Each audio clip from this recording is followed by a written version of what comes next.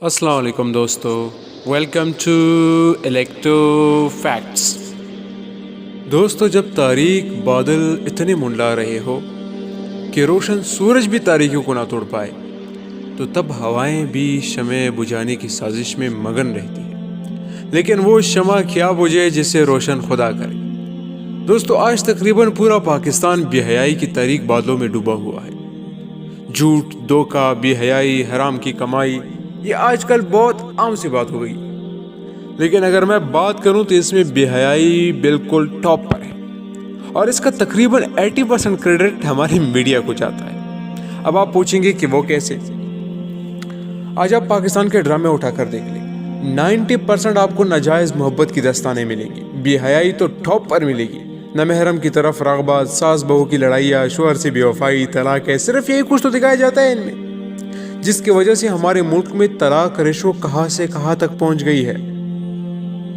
جہاں ہمارے ملک کے آدھے سے زائد خواتین انہی ڈراموں کی وجہ سے جہالت میں مبتلا ہے، وہی 85% جوان محبت میں آوارہ پھر رہی ہے۔ کیا اس لیے پاکستان بنایا گیا تھا؟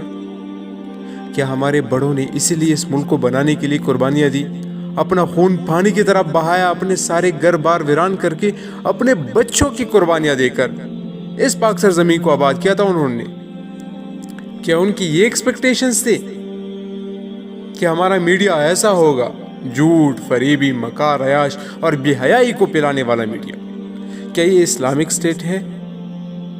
اور یہاں اقبال کا شاہین بیٹھ کر غزوہ ہند کو فتح کرنے کے خواب دیکھتا ہے، اور میکڈون میں یہودیوں کا مقابلہ کر کے فتح یاب ہونے کا سوچ رہا ہے، اور دلیل یہ دیتا ہے کہ پاکستان اسلامی ریاست ہے، اس لیے ہمارے حصے میں یہ فتوحات ہیں۔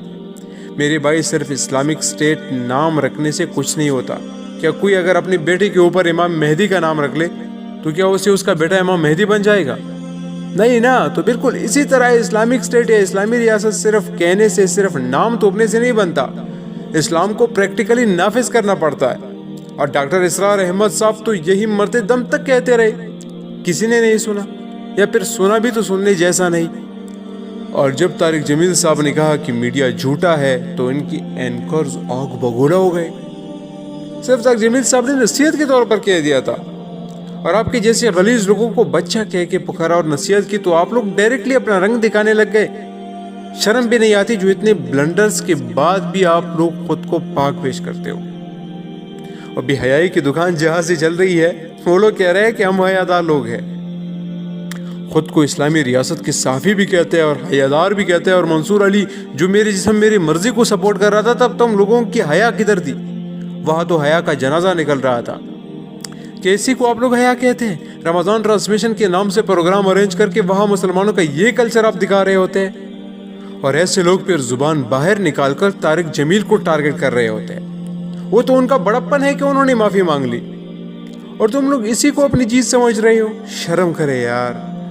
لیکن خیر، جاہل تو جاہل، جب دانشور بھی جہالت پر اتر آئے تو خطرہ تب بن جاتا ہے۔ مجھے رونا آتا ہے اور شدید غصہ بھی آتا ہے جب میں یہ منظر دیکھتا ہوں کہ ہمارے علماء اختلاف رائے کی آڑ میں اس حد تک نکل چکے ہیں کہ اب یہ ان کا ذاتی معاملہ بن چکا ہے۔ سیاست بھی ان کے اوپر اتنی غالب آ چکی ہے کہ اسلام کو پارا پارا کر دیا ہے، سارے قوم کو کنفیوز کر کے رکھا ہے کہ ہم کس کے پیچھے کھڑے ہو جائیں۔ ایک دوسرے پر کفر کے فتوے، یہ لعن طعن، یہ سب کیا ہو رہا ہے یار؟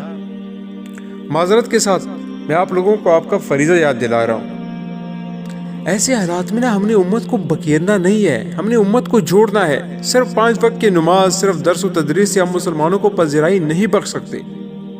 ہمارا ایک ہونا بھی ضروری ہے۔ علمی اختلاف اپنی جگہ، لیکن اتنا تجاوز بھی نہ کرے کہ ایک دوسرے کو کافر تک ڈکلیئر کر دے، اور کافر قرار دے بھی نہیں سکتے۔ صرف امت کے اندر ایک دوسرے سے نفرت پیدا ہو جاتی ہے۔ اب دیوبندی بریلیوں کو مشرک کہتے ہیں، بریلی دیوبندی کو بدعتی اور اہل حدیث کو بھی دین سے فارغ سمجھ رہے ہیں، اور شیعہ بھی کافر ہے، تو ہم تو آپس میں ہی لڑ لڑ کر ایک دوسرے کو ختم کر دیں گے، ہم خود ہی تباہ ہو جائیں گے۔ مجھے حیرت ہوتی ہے کہ جو کوئی امت کو جوڑنے کی بات کرتا ہے، یہ ان کی بھی دشمن بن جاتے ہیں۔ طارق جمیل صاحب امت کو جوڑنے کی کوشش کر رہا تھا، تو کسی نے سیاسی بغض میں، تو کسی نے فرقوں والی آگ میں انہیں بھی کافر ڈکلیئر کر دیا۔ حالانکہ اس نے جو یوسف علیہ السلام کا واقعہ بیان کیا تھا، اس کا حوالہ 2 اسلامی کتابوں میں ملتا ہے، تفسیر رازی جو امام رازی نے لکھی ہے، تفسیر کبیر جو ہے، اور تفسیر قرطبی امام قرطبی نے بھی اس واقعے کو کوٹ کیا ہے. البتہ اس کی سند ضعیف ہے، تو ان کے منہ سے ایسے ہی نکل گیا، لاشعوری طور پر کوئی گستاخی کی نیت تو نہیں تھی.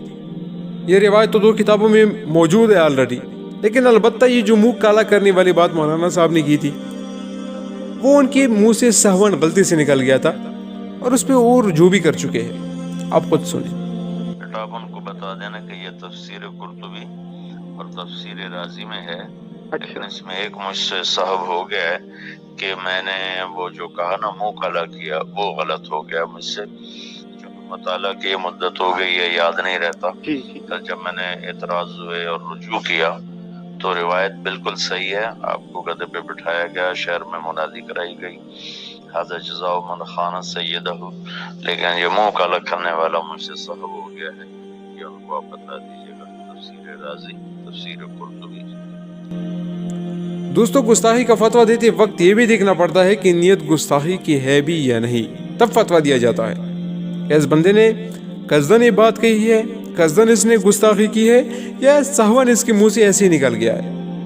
لیکن یہاں تو کچھ بھی نہیں دیکھا گیا. اگر ایسے ڈائریکٹ فتوے نافذ ہوتے ہیں تو پھر امام راضی پر بھی فتویٰ دیتے ہیں، امام قرطبی پر بھی یہ بہتان لگا لے کہ اللہ نہ کرے کہ وہ بھی کافر ہے، نعوذ باللہ. تو خدا را میرے بھائیو، اگر ہم آپس میں ہی لڑتے رہے تو شکست ہمارا مقدر ہے. آج آپ دیکھیں یہودی اور عیسائی دونوں کا مذہبی اختلاف، اور ایسا اختلاف کہ ایک دوسرے کے مذہبی کٹر دشمن ہیں، کیونکہ عیسائیوں کا عقیدہ ہے کہ نعوذ باللہ یہودیوں نے حضرت عیسیٰ علیہ السلام کو سولی پر لٹکایا تھا، نعوذ باللہ. تو اب ذرا دیکھیں کہ 2 مختلف مذاہب اور ایک دوسرے کے مذہبی دشمن بھی وہ آج ایک پلیٹ فارم پر جمع ہو رہے ہیں، اور مسلمانوں کے اختلاف میں دونوں ایک دوسرے کے حامی ہیں. اور دوسری طرف ہمارے لوگ چند اختلافی مسائل کو لے کر ایک دوسرے کو کافر قرار دینا، اور آپس میں نفرت ہے، یہ وہ. ارے ہم کہاں جا رہے ہیں یار؟ طارق جمیل کہا کرتے تھے نا کہ میرے نبی نے تو پرایوں کو اپنا بنایا تھا، ہم نے اپنوں کو پرایا کر دیا. یاد رکھنا میری یہ بات، اگر ہم نے بھائی چارے کو فروغ نہیں دیا اور یوں ہی فرقوں میں بٹے رہے تو ہم عبرت کا نشان بنیں گے. ہمیں پہ ذرائع کبھی بھی اس مینٹیلٹی کے ساتھ نہیں مل سکے گی. تو خدا را علماء کرام سے درخواست ہے، اختلافی رائے رکھے، آپس میں اختلاف رکھے، لیکن ساتھ میں بھائی چارے کو بھی فروغ دے اور امت کو اکٹھا کرے، امت کو جوڑ دے. آگے جو حالات آنے والے ہیں وہ بد سے بدتر ہے، تو اس لیے ہم یہ آپس کے جھگڑے تھوڑے ختم کر لیتے ہیں اور ایک ہو کے ان حالات کا مقابلہ کرتے ہیں. تو بس یار آج کے لیے اتنا ہی. باتیں تو بہت ساری ہے لیکن میرا روزہ ہے اور گلا بار بار سوکھ رہا ہے. Thanks for watching this video and اللہ حافظ.